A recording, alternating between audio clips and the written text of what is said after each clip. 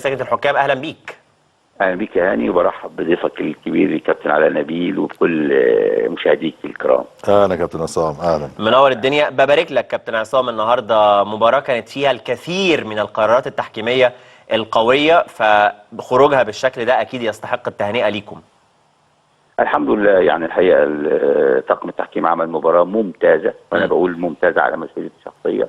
اهلي وزمالك، والحقيقه 8 اهداف، 3 ضربات جزاء.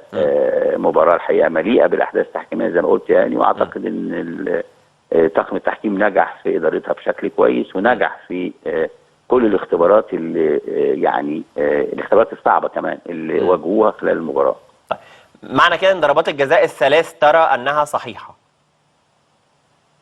البعض بيشكك طبعا، لكن الجزاء بالنسبه للنادي الاهلي واضحين تماما، ما فيهمش خلاف، متهيألي واضحين. ركله الجزاء نادي الزمالك البعض شكك فيها، ولكن البعض الحقيقه قال ان ما فيش احتكاك. القصه مش احتكاك، يا ريت الناس تروح للقطه. القصه ان في شد من التيشيرت من مدافع النادي الاهلي لسيف الجزيري لاعب نادي الزمالك، والشده واضحه جدا. لو الناس ترجع للحاله وتحللها هتلاقي ان هناك شد من التيشيرت هو اللي ادى الى فقد زياد الجزيري او زيد الجزيري سيف الجزيري. بالظبط، سيف الجزيري اسف. هو اللي ادى الى فقد توازنه وسقوطه على الارض. تمام، يعني القرارات الخاصه بضربات الجزاء صحيحه 2 بنسبه 100%، والثالثه كان فيها شويه شك، لكنك لا البعض مش انا اللي بقول شك، البعض كان بيشكك فيها يعني. لكن انا بقول لحضرتك انه كان متفق مع واضح. طيب الكابتن علاء نبيل فسر لقطه زيزو مع قفشه اللي الاهلي يرى ان فيها طرد لزيزو وخد فيها انذار بقرار من الكابتن محمد عادل، يرى انه فيها ذكاء من الكابتن محمد عادل نظرا لسيناريو المباراه. هل تراه ذكاء ولا تراه كده قرار صحيح انه ما فيهاش طرد؟ طبعا احترم راي الكابتن علاء نبيل، ولكن الطرد ليه عندنا في القانون له اعتبارات معينه.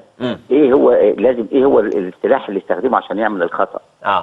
كان القدم وليس استرد القدم. ما راحش في جزء حساس من جسم قفشه. نمره 2 القوه والسرعه اللي استخدمت، هي دي بنعتبرها تهور وليس استخدام قوه زايده. فالانذار اعتقد ان هو انذار صحيح 100%. انذار صحيح 100%. بشكل طب اللقطه بقى اللي كان بيسال فيها عليها كابتن علاء نبيل هي تحركات الكابتن امين عمر حكم المباراه الرابع مع سير الكوره، يعني ان هو مش في منطقه معينه، بل كان بيتحرك في اتجاهات مختلفه على حدود الملعب. هل من تفسير تحكيمي او استخدام لتحركات الكابتن امين عمر؟ ده احنا في مصر للاسف انا بتكلم على الجانب التحكيمي. كانوا بيعلمونا زمان ان الحكم الرابع ده ما بيعملش غير يعني تبديلات فقط، وده غير صحيح. ده حكم موجود فيقدر يساعد. خلي بالك الحكم الرابع بيسيطر على منطقه بنسميها الهوت زون. الزون دي اللي هي المنطقه يعني بالبلدي كده المنطقه الملتهبه اللي فيها الاجهزه الفنيه، لان كل الشرارات اللي بتحصل من خارج الى داخل اللاعبين. واي فاولات قريبه من هذه المنطقه ما بتتحسبش، بتؤدي الى اعتراضات كبيره من الاجهزه الفنيه، وبتنتقل اعتراضات اللاعبين، فالملعب بيولع جوه. فهنا الحكم الرابع له دور اساسي في مساعده الحكم في مثل هذه الحالات، لان الحكم بيكون بعيد. ودي تعليمات لجنه الحكام وتعليمات الاتحاد الدولي تنفذ فيها هذا. كابتن علاء بيقول لحضرتك بس دي اول مره يشوفها النهارده. هتشوفها على طول يا كابتن علاء ان شاء الله. لكن لو يعني كانت نظرتي صح في تغيير في حته الحكم الرابع. ممتاز يا كابتن علاء، ممتاز، ملاحظتك رائعه. وعلى فكره الحكم الرابع ممكن ينقذ مباراه كامله، لان ممكن في حاله طرد تحدث بالقرب منه من المنطقه بتاعته اللي هي منطقه الاجهزه الفنيه. الحكم ممكن يكون بعيد تمركزه، بس ده في عهد ما قبل الفار، مش كده يا كابتن عصام؟ ولا حتى في وجود الفار؟ ما احنا حتى هو يا هاني احنا لما بنيجي نقيم حكام المباراه بنقيمهم بايه؟ بنقيمهم ان الفار بيتدخل في عمله تدخل قليل جدا، انما الحكم اللي الفار يفضل يجيبه، طب هو بيعمل ايه؟ ما قامش في شغله، ما اتحركش كويس، ما خدش زوايا رؤيه كويسه، ما شافش الحالات كويس. زي النهارده محمد عادل تقريبا اكثر من 90% هو اللي خد القرارات، والقرارات المصيريه، ركلات الجزاء هو اللي خد القرار بنفسه. هو ده اللي احنا عاوزينه الحكم.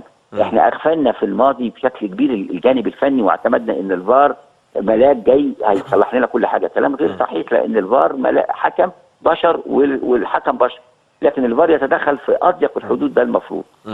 طيب ممتاز. هل في اي سؤال تحب توجهه كابتن علاء؟ لا لا، بحيي انا قبل ما الكابتن عصام يخش حييت الكابتن محمد عادل وقلت مباراه عظيمه عملها، ودي حقيقه يعني.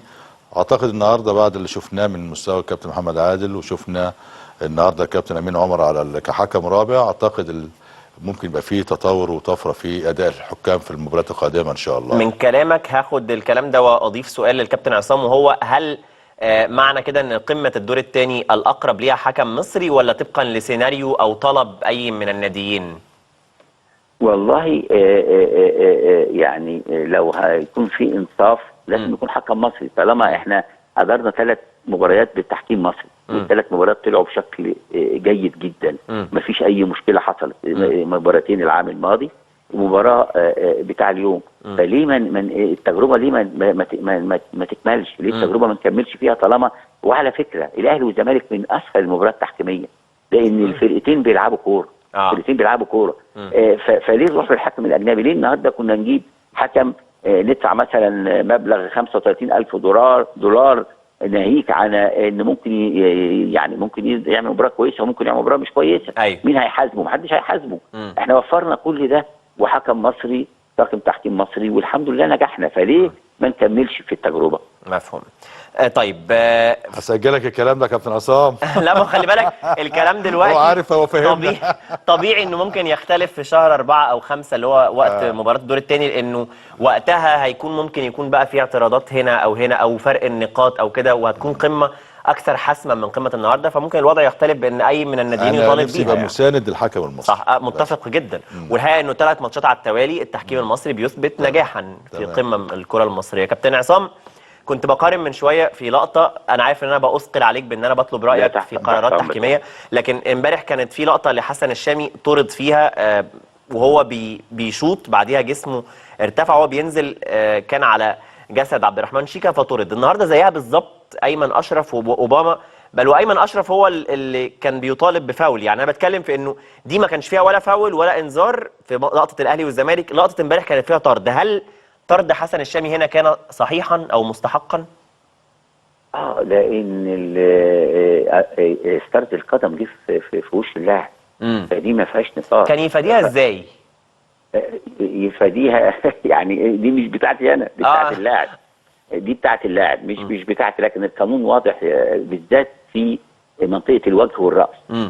القانون واضح، مش لازم كمان تكون قوه زايده كمان عشان يطرد اللاعب، لان دي يعني في القانون، لان الاصابات في هذه المنطقه وهي منطقه حساسه جدا بتكون اصابات كبيره جدا وممكن تؤدي الى ان اللاعب ممكن يفقد هذا الكارير، يفقد لعب كره القدم نهائيا.